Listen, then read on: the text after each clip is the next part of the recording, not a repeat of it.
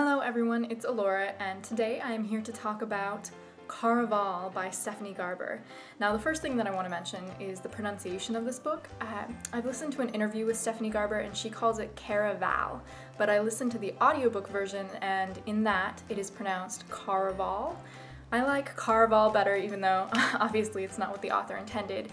So anyway, just putting that out there. Like I said, I did listen to the audiobook version and that was narrated by Rebecca Soler, who also narrated a bunch of Marissa Meyer's books. And I absolutely love her narration style. I would highly recommend getting the audiobook version if you like listening to audiobooks.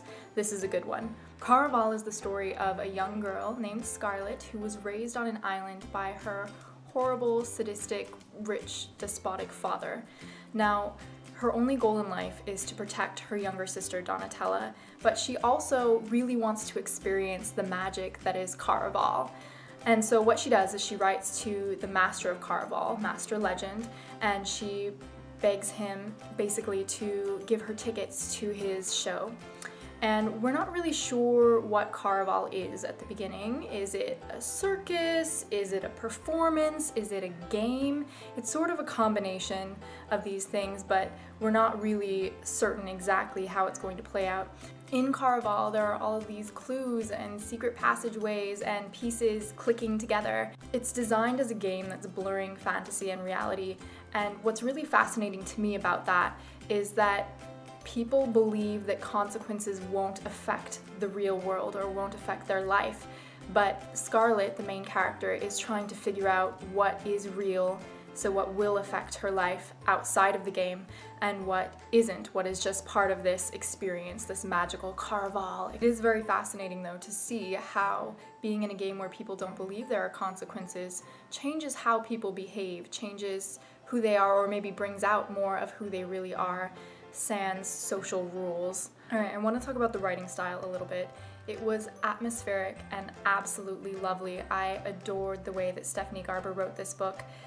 It was incredibly imaginative, very magical. Everything was wondrous and delightful and a little bit creepy. There were moving bridges and cupcake-shaped shops and dresses that changed color with one's mood and cobblestone streets, and everything was happening in the dark, lit by street lamps that were illuminating this world where there were shadows that make you question everything, and you don't know who to trust, and you don't know who is part of the game and who is playing the game. People are forming alliances and allegiances, but you don't know if they're based on real trust or if they're based on deception.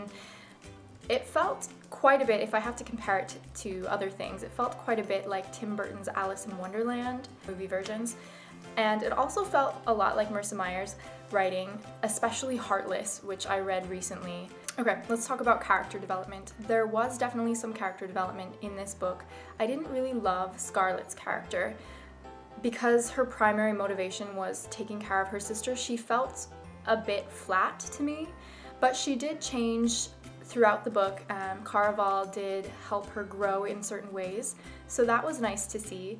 Donatella, her little sister, did a lot of things that made me very angry. I didn't really appreciate her character, but I guess she's going to be the protagonist of the second book in this series, so we'll see if my opinion changes once I get to know her a bit more. The love interest character, I don't want to give away any spoilers, but the love interest character never really caught my attention. The dynamic just wasn't there for me. There was no spark. I don't know if that was just me, the way that I read the book, or if it really just wasn't there as much. Anyway, those are my thoughts on the characters.